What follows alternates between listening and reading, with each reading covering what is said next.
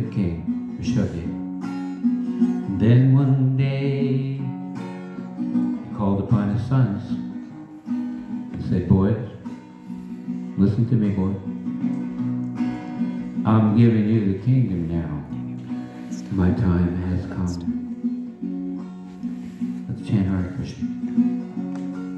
Hare Krishna, Hare Krishna. Everyone. Krishna, Krishna, Hare. This is a stand for the mic. Rama, Hare Rama, Rama, Hare. Again, the whole again. Hare Krishna, Hare Krishna, Krishna, Krishna, Hare Rama, Hare Rama, Rama, Rama, Hare Hare. Rishabdev was a good king. Get it? He ruled the land. Cared for the people with a loving hand. And then one day, he called upon his sons. He said, boys, I'm giving you the kingdom now. My time has come. Now when you give them the kingdom, what are they going to do with it? Right? King usually enjoys himself. Got the power, got the opulence, got the girls. But Rishabdev explained to his sons, boys, listen to me. Rishabdev said, with a twinkle in his eye, this is my instructions to you all. Die before you die. Don't try to get too cozy here. Human being has a choice. Accept austerities in Vishnu's name if you hear my voice. Rishabdev said, with a twinkle in his eye, this is my instructions to you all. Die before you die. Don't try to get too cozy here. Don't try to get too cozy here. Huh? Human being has a choice. Accept austerities in Vishnu's name if you hear my voice. Please chant the holy name. Hare Krishna, Hare Krishna. Everyone. Krishna, Krishna, Hare Hare. Hare Rama, Hare Rama, Rama, Rama, Hare Hare. One more time. Hare Krishna, Hare Krishna. Krishna, Krishna, Hare Hare. Hare Rama, Hare Rama, Rama, Rama, Hare Hare. So Prabhupada gave us that story. He gave us that teaching, and he followed it. And he's calling upon you guys, all of us. Don't try to get too cozy here. Human being has a choice. Accept austerity in Vishnu's name if you hear my voice. Timing on this, where is Vanamala Prabhu? Do we have a few minutes? Can I tell a story, or is that it? Tell a story, she says. Okay. We got a little response. Okay, so Prabhupada came to New Vrindavan in 1974. Remember that, Soma? He came in 1974. So most of the Yadavar Prabhu, remember, most of the devotees lived in a little cluster of buildings at Bahulaban. And then if you go up the hill and along the ridge, about 2 miles past where the Srila Prabhupada's palace is now, there was, those lakes weren't there, the RBC building wasn't there. It was just, there was a little tiny house called the Gray House. Remember that thing? We had purchased that property at that time. So that was the best we had to offer. So Prabhupada stayed there, but it was 2 miles away from where most of the devotees were staying. It was in the forest. There was nothing but woods there. And we had a lot of nice neighbors. We also had some redneck, hillbilly, wild Yahoo guys would come. Well, not every time, but a lot of times. They would come through the dirt road. It was a dirt road then, and a pickup truck shooting guns in the air. You know, we had some radicals. We had set some buildings on fire. So Srila Prabhupada was staying quite a ways away from the devotees, so they used to try to put me where I'd do the least damage. So they had me as the guard at sort of from Prabhupada's house, from like 8 o'clock at night till 4 or 5 in the morning. He gave me a shotgun, 38 pistol, you know. I was like macho guy, and a fire extinguisher. And I stood in front of the house. Now in those days, 1774, Prabhupada had already been traveling and preaching to thousands of devotees already.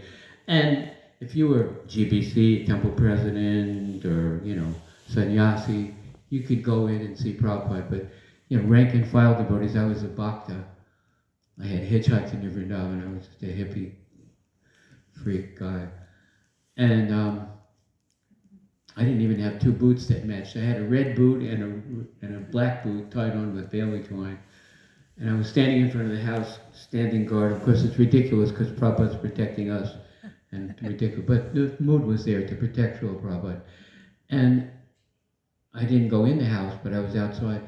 And his window was above where I was standing. And it's 1 o'clock in the morning, Prabhupada's light would go on. And then I would hear his voice. Imagine this, you're standing in the forest, you know, with this house, very quiet. You can hear Prabhupada's voice. At first I thought Prabhupada was listening to a Prabhupada tape. No, that's Prabhupada. That's Prabhupada's voice, you know. And he's translating it to the dictaphone. So it started to rain. And the house was on the road, and then there was a driveway going down. Under the house there was a garage. So I went down and opened up the garage.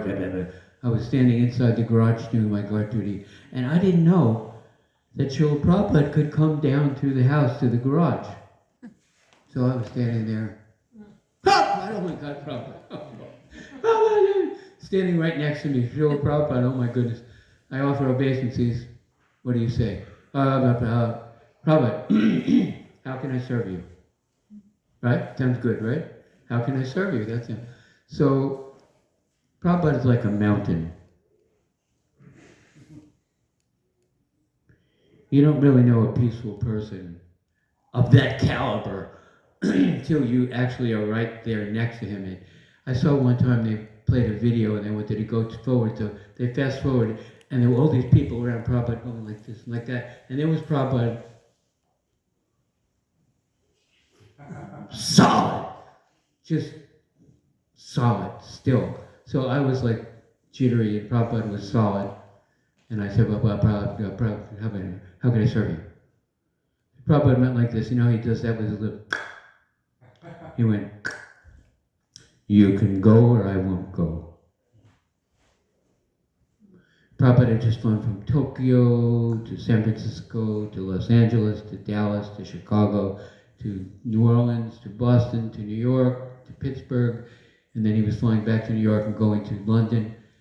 He was all over the place, and I'd lost my ID, I didn't have any money, I'd been in a different job for a few months. I didn't have any desire or any ability to go anywhere. And he said to me, you can go or I won't go. I said, Prabhupada, where won't you go? To the future. To the future. What does he want me to build a time machine? What the hell is the future? And how you show the people and how you treat the people and how you speak to the people. Show them that Krishna loves them. So I just went like this. When I opened my eyes, Prabhupada was gone. He just came down and said, go to the future. Show people that Krishna loves them. So that's an instruction for all of us. Can you hear Prabhupada speaking to you? You can go or I won't go. And where you go, show the people that Krishna loves them. So here we are 52 years later in the future. And my service for the last 27 years has been distributing Krishna's prasadam for the homeless people in the street, which is one gesture of affection you can show to people. We have a neighbor who's from Korea. He comes out and helps with prasad distribution. And he said to me, can I bring my daughter out to help? I said, no. Don't just bring her like a piece of furniture. Explain to her what we're doing. Explain to her why we're doing. And then invite her to come and see if she wants to come, so she knows what she's doing. So she came, little tiny 5-year-old girl, her name is Madison. So she came out a few times and I said to her, Madison, why do you come out here?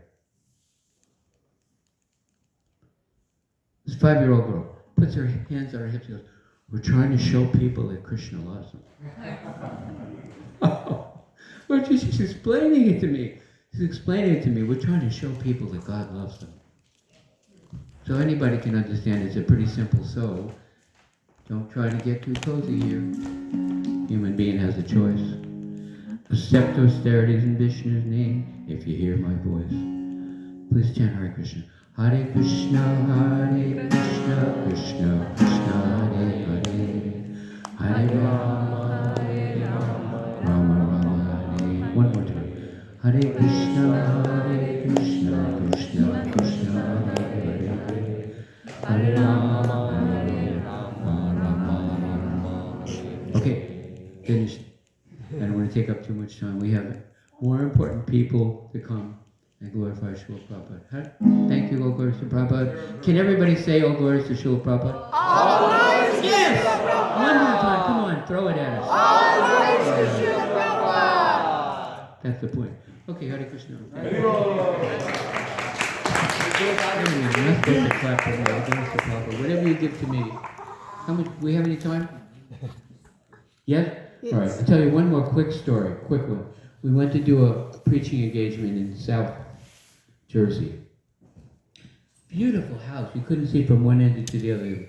The devotee is a famous, world famous heart surgeon, right? His wife is a community organizer, so we pull up in the van, and there's a whole tribe chanting the holy name, kirtan, just amazing kirtan going on. So the devotee I'm with gets out of the van with the little deity, walking up the sidewalk to the house, and the lady goes, and they bring out this big chair.